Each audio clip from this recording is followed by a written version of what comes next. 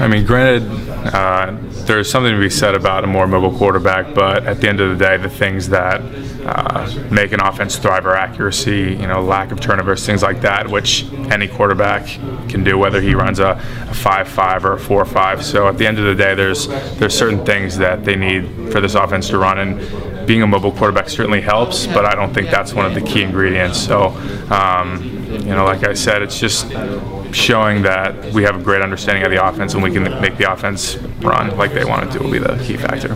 How realistic do you think it is for there to possibly be 2 or 3 different quarterbacks that'll play this year? I honestly have no idea. I've only been in this system for 2 years. Obviously, we're making tweaks, but whatever Coach Kelly wants to do with the quarterback system, we fully trust that. Whether it's 1, 2, 3, or 4, who knows? Maybe a wildcat guy. I have no idea. But like I said, Coach Kelly knows what he wants to do with this offense. He knows what's best for the team, and he'll do the right thing. Did you get the feeling at the end of the year last year that maybe this thing was yours for the taking, and maybe there was a little step backwards there at the end?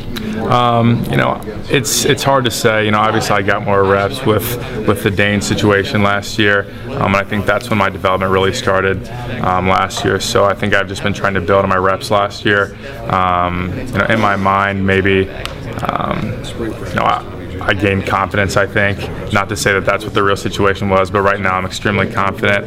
Any of the 4 quarterbacks you have to be in order to compete.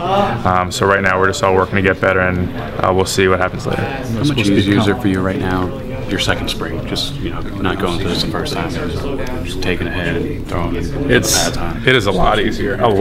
Last spring I was kind of like a chicken with its head cut off at times, just running around. I didn't really understand how our offense worked, even a offense worked. I wasn't as comfortable reading defenses as I am now.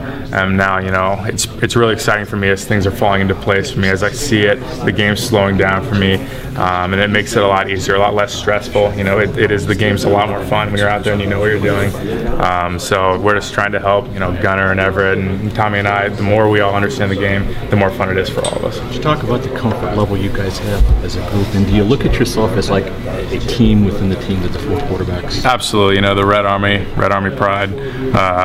It's a really, really good atmosphere for a young player or an older player. We're all helping each other out. It's when Tommy does something really well out there, I can see it. He'll explain it to me if I ask. If he does something wrong, he wants me to tell him about it.